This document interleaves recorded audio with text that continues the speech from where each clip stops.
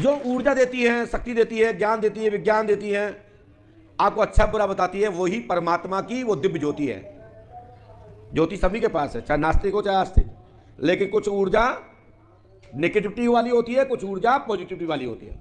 ऊर्जा दोनों है, एक ऊर्जा से प्रकाश होता है, एक ऊर्जा से अंधेरा होता है, नेगेटिव और पॉजिटिव। एक दिव्य शक्ति और एक राक्षस प्रवृत्ति की शक्ति, शक्ति दोनों है, दोनों के खेल एक सही है।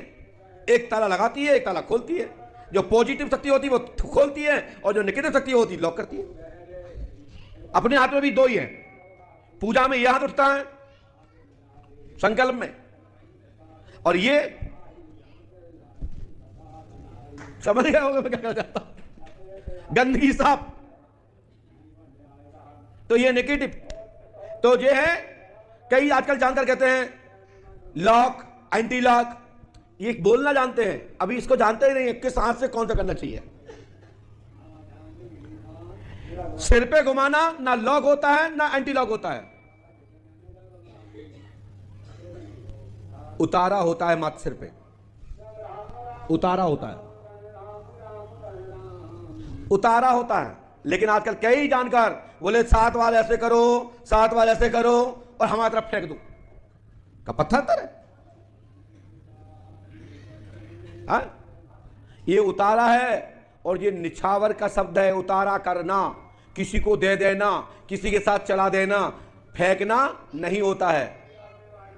इसलिए हमारे यहां कई ऐसी कौमें हैं, नाम नहीं लूंगा क्योंकि नहीं तो कई वंश खड़े हो जाएंगे हमारे खिलाफ, बोल गए महाराज, और लेते बनाए झोली पसार के, उसका विरोध नहीं करेंगे, लेकिन कहेंगे मान हमारी जाति के लिए बोल दिया। उतारा दिया जाता है, निछावर दी जाती है, फेंकी नहीं जाती। ऐसे ही भूत बाधा वाली उतारा, उतार के किसी स्थान पर बैठा दिया जाता है, तब वह प्रेत वाली आत्माएं आपको छोड़ती हैं। लेकिन कुछ गधों ने, मूर्खों ने लॉक, एंटी लॉक, और बोले फेंक दो हमारे तरफ। अब समझ गया मैं क्या कहना चाहता हूं। ये कोई विधान नहीं है, हाँ विधान है। एक हाथ में लीजिए, बाएं वाले हाथ में लीजिए आप एक आटे का पिंड, जो आप लोग कच्चा छोड़ते हो ना किचन में, पति आ जाएंगे फिर गर्मा गर्म खिलाएंगे, नहीं आए तो बोले सवेरे भाई कुचरा और खवा दिया। भूतों का भोजन किसने खाया? बच्चों ने, पतियों ने, पत्नियों ने।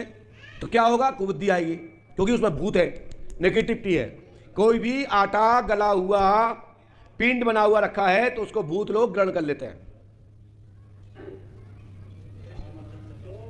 आप देखते हो, बुरा मत मानना माता है लोग, आप लोग आटा मारती हो, बोलो हाँ, उसको गूंथती हो, उसमें क्या करते हो आप लोग? पिंड बना करके 2 छेद कर अंगुली दबाती हो, 4 अंगुलियों का निशान बनाती हो, उसमें थोड़ा थोड़ा आटा देते हैं, उसमें छोड़ देते हैं, जिससे कोई भूत प्रेत आए वो सोचे ये तो कोई खा गया। तो वो पिंड राक्षसी प्रवृत्ति वाली आत्माएं ग्रहण नहीं करती। वो कहती नहीं, क्योंकि जूठा कोई भी नहीं खाना चाहता। जैसे आप एक बाल गिरा हुआ नहीं खा सकते, आप किसी की जूठी नहीं खा सकते, आंखें बन जाती हैं, भौहें बन जाती है, जूठी चाय नहीं पी सकते। तो ऐसे ही देवताओं के अंदर भी भेद है कि ना मालूम इन्होंने इसमें क्या मिला के रख दिया।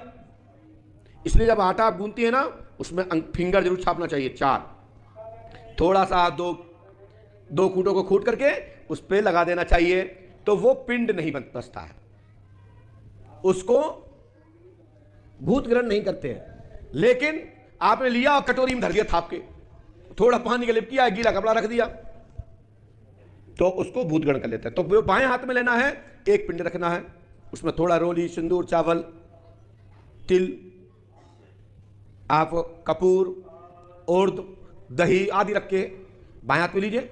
दाहिने हाथ पर पे पान, कपूर, लौंग, इलायची, सुपारी देवताओं के लिए दाएं हाथ से लीजिए और राक्षसों के लिए बाएं हाथ से लीजिए। मैं गारंटी देता हूं तुम्हारे घर की सभी बाधा खत्म हो जाएंगी, दोनों संतुष्ट। यदि आप बाबाओं के चक्कर में नहीं पड़ना, पंडाओं के चक्कर नहीं पड़ना है, तो प्रेत आदि आत्माओं को पिंड दे दीजिए और देवताओं को धूप कपूर की आरती दे दीजिए। मैं गारंटी देता हूं देवता भी प्रसन्न और भूत भी प्रसन्न। इसका प्रमाण देते हैं लॉजिकल। हमारे यहाँ जब हवन होता है तो 3 पर्दी होती है।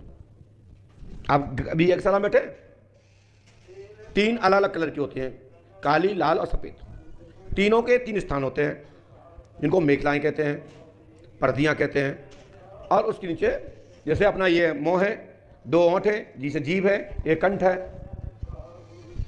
समझना हो जाता को। लेकिन जब हवन करते हैं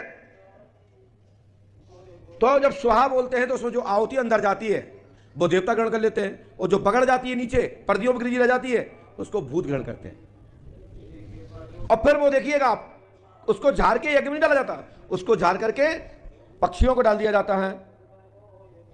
अब तो कौए भी खत्म होते जा रहे हैं बेचारे, क्या करें, सिलेंडर आ गए, चूल्हे आंगन बचे ही नहीं, तो कौआ क्या खाए।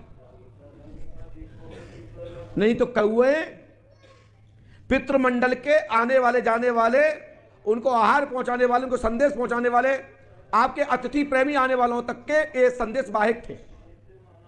क्या थे? जो आपको संदेश देते थे।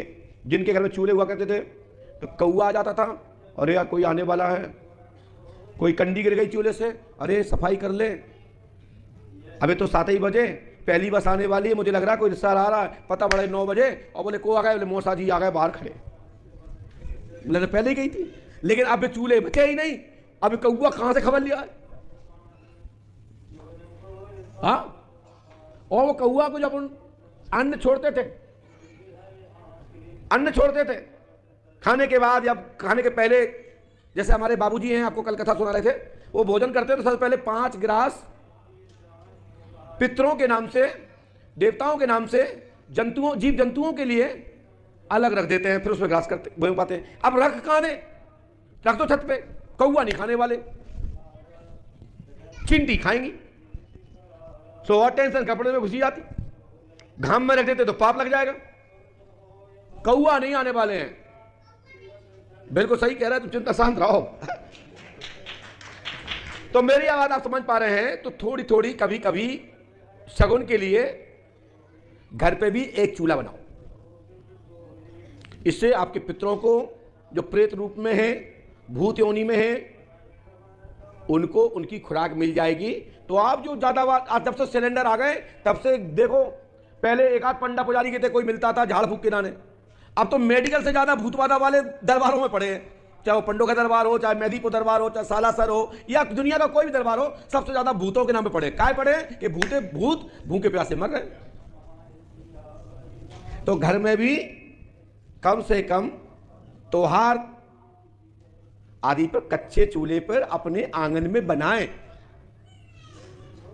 आज घर घर गैस की दवा आ गई, ऐसा कोई घर नहीं होगा जिसके घर में खाली पेट कैप्सूल ना चल रहा हो। ये तुम ही नहीं खा रहे, हम भी खाते हैं। हम इसलिए कह रहे हैं, जो देख रहे हैं वो सुन लो कि चूल्हा बना लो। आपसे ही नहीं कह रहा हूं, हमें जहां तक खबर भेजने, मैं उनसे भी कह रहा हूं कि चूल्हा बना लो, अब ये भी जिंदगी और मिल जाएगी। सच में मैं खाता हूं, लेकिन कुछ भी कर ले, वो गैस बनती रहेगी, बनता रहेगा, मैं अपना काम पूरा करता हूं। गैस भी परेशान है कि ये व्यक्ति है क्या। मैं कहता हूं जिसे तुम जान जाओगे उस दिन तुम ये दुनिया छोड़ के जाओगे। मैं एक बात कर रहा हूं गैस से, आप लोग बुरा मत मानना, ना चूल्हे बनाने वाले सोचे, वो सोचते हैं कि ये आदमी है कौन। एक बिटिया आई है हमारी, मैं उसको बहन बोलता हूं, अभी अच्छी बेटी है, हमारी दिल्ली से आई है। हमने ऐसे ही पूछ लिया, बहन आपको मेरे चेहरे पे थकान दिखती है? बोले नहीं। वैसे इंसान है, मेहनत करोगे थकान तो आएगी, लेकिन थकान से कहते हैं हम तुम्हें नहीं जानता हूं, मैं अपने कर्म को जानता हूं, इसलिए तुम मेरे ऊपर हावी नहीं हो सकते। इसलिए आप कर्म योगी बन जाओ, आपको दुनिया का कोई ग्रह नहीं रोक सकता। मेहनती बनो। ये नहीं गुरुजी आ रहे हैं, चलो 2 भजन सुना लो, अब 2 बैठा दे 3 बजे, पता पड़ा माहौल गर्म ही नहीं हो पाया।